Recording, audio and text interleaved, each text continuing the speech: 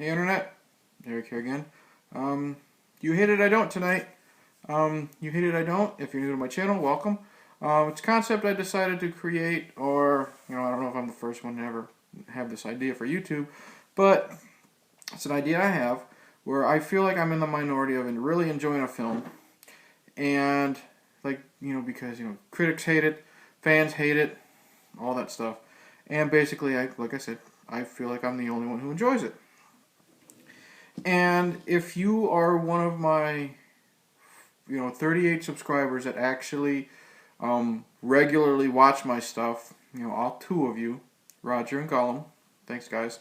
You've known recently, from my last two videos ago, that I mentioned that I'm, with Batman v Superman Dawn of Justice coming out, I have been listening to a series of podcasts based on the Superman films.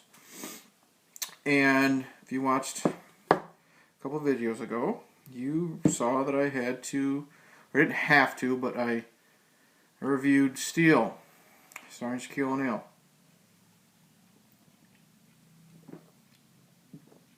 And now that I washed the taste of that out of my mouth, I can talk about a film that I really enjoy. And if it's You Hate It, I Don't, where I really enjoy it but no one else does, it could be one of three films. Superman Returns, Superman 3, or Superman 4, The Quest for Peace. Now, this was my introduction into the Superman films. Back when I was a kid.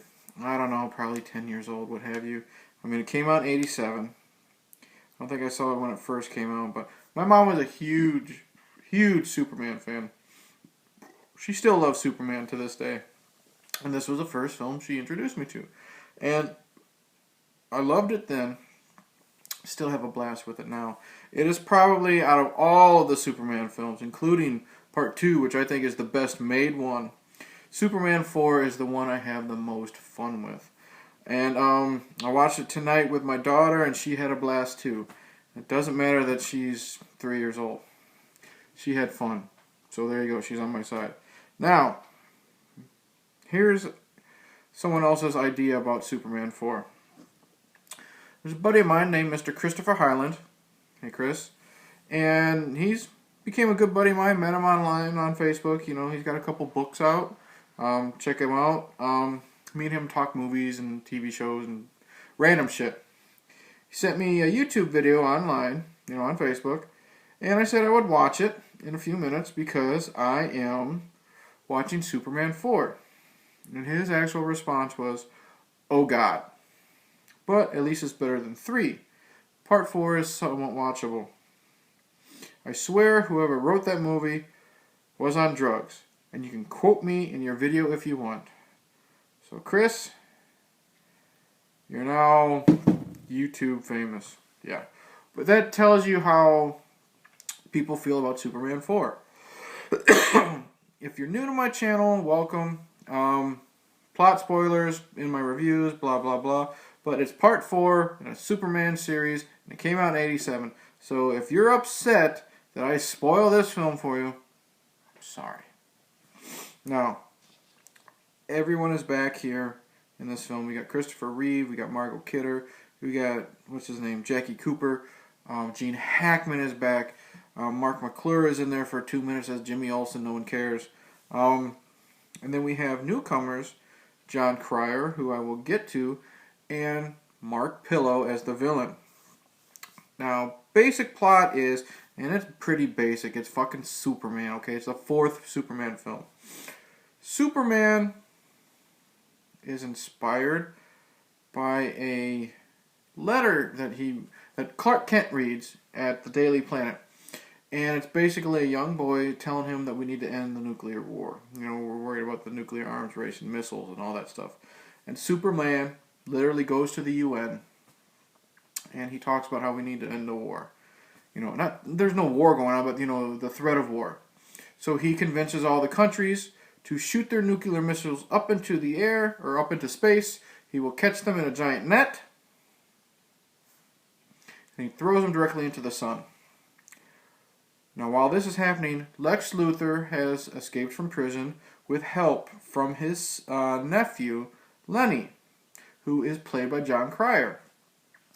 And while Superman's doing his thing, Lex and Lenny have stolen a strand of Superman's hair from the Metropolis Museum, and they have used his DNA. Of course, Lex Luthor is this, genius. They've done a science experiment or what have you.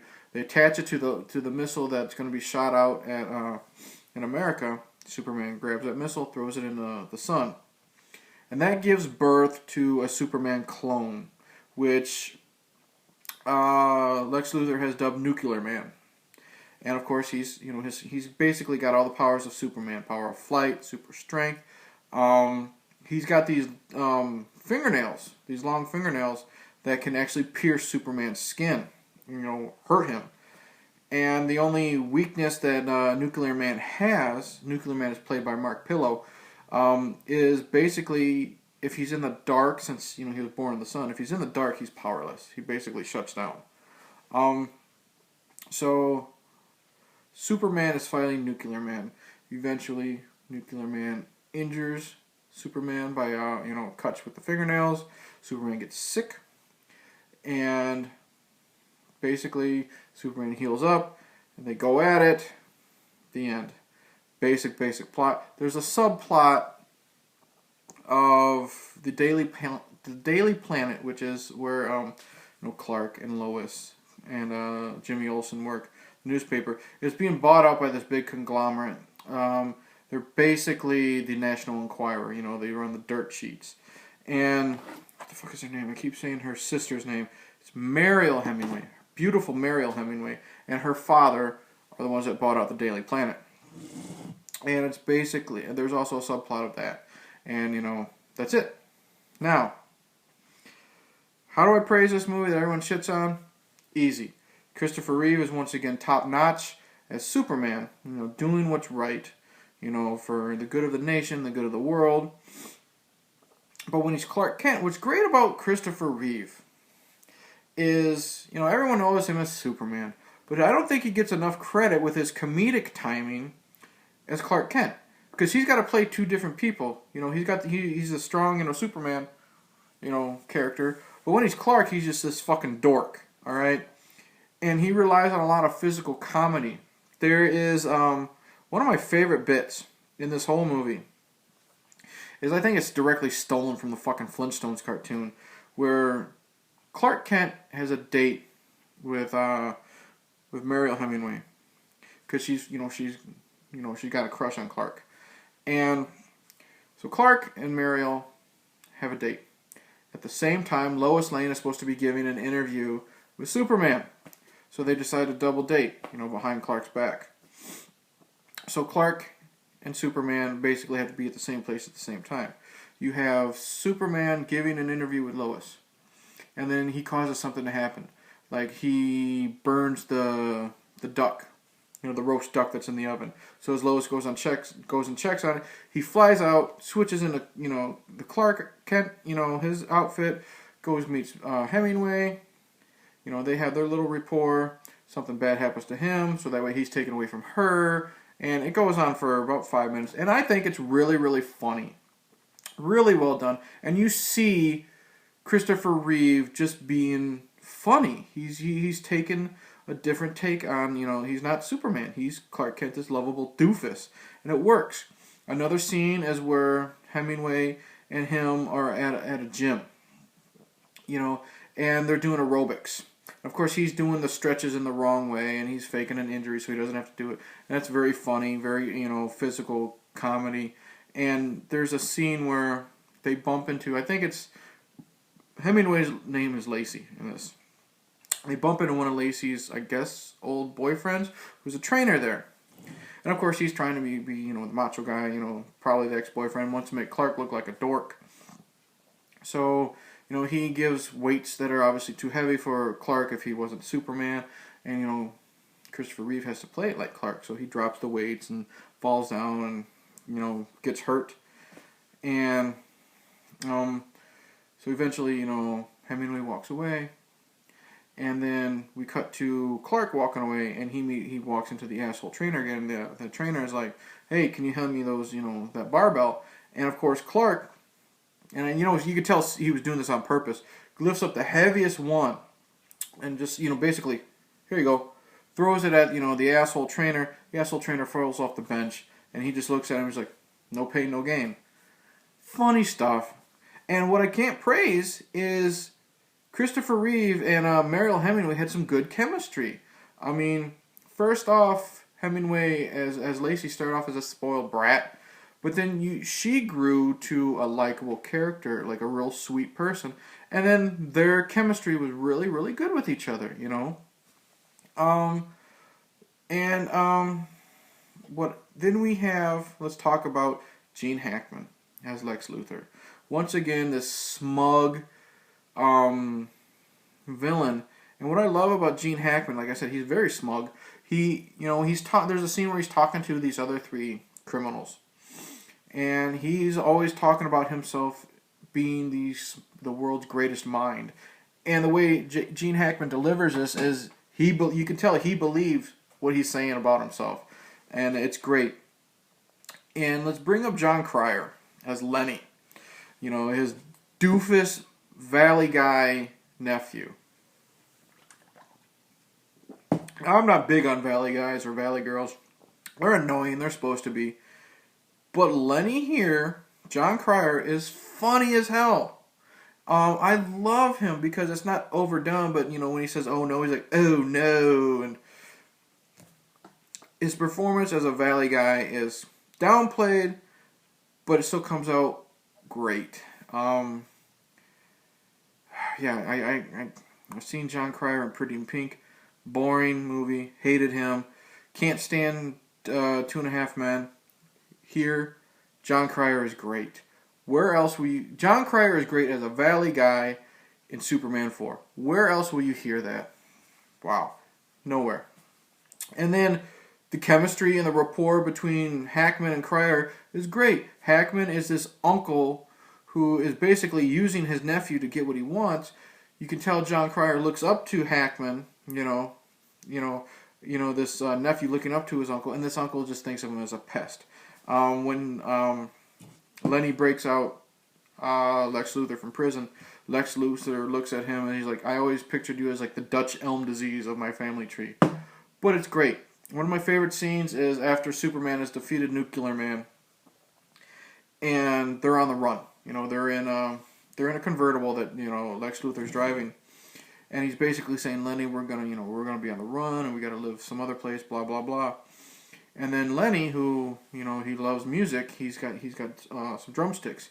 He says, "It's a good thing I brought my drums," and he starts drumming on the dashboard, and just out of nowhere, Hackman grabs the drumsticks and throws them out the fucking car.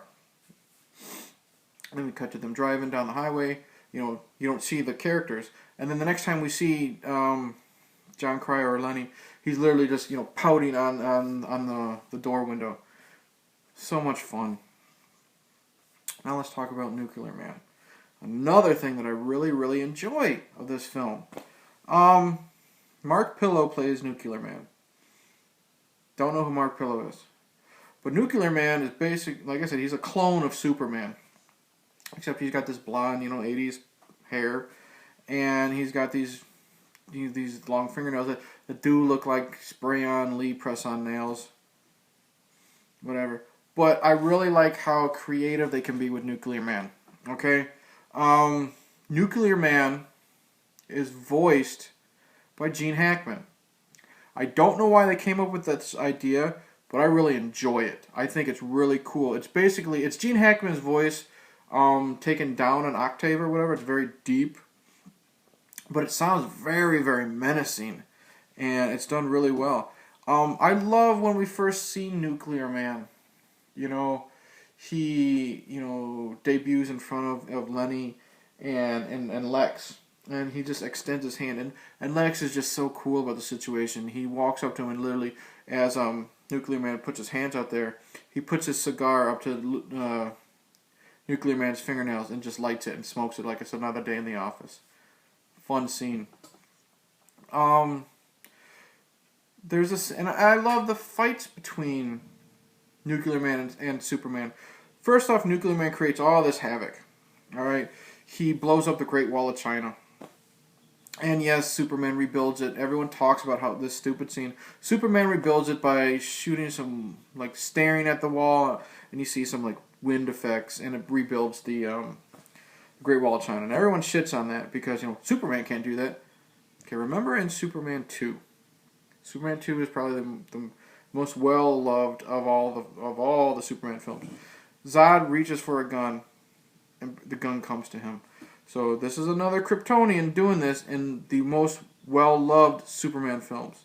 So you don't shit on Superman rebuilding the Great Wall of China just by looking at it, just because you hate Superman 4. Because right there, I just compared the two. There's a scene, and this is straight out of like 80s comic books. Nuclear Man goes into a dormant tornado, causes it to, explode and, erupt. What does Superman do? He literally takes his laser eye, he shoots the laser out of his eyes, cuts the top off of a mountain, and then throws the top off of the mountain into the volcano to stop it. Uses his super breath to cool down the lava. That is straight out of something that would be in a 1987 comic, And not just Superman comics were cheesy back in the 80s. You got Spider-Man, you got Fantastic Four. All those comics were fucking cheesy. It makes me feel like, it's one of these comics that I read come to life with its cheesiness. I mean, you think that's bad? Try reading like Spider-Man in the 70s. It's a hell of a lot more cheesy. Maybe the 60s too. I don't remember when. Well, whenever Spider-Man first came out, it was super on the cheese factor. There's a fight scene between Superman and Nuclear Man on the moon.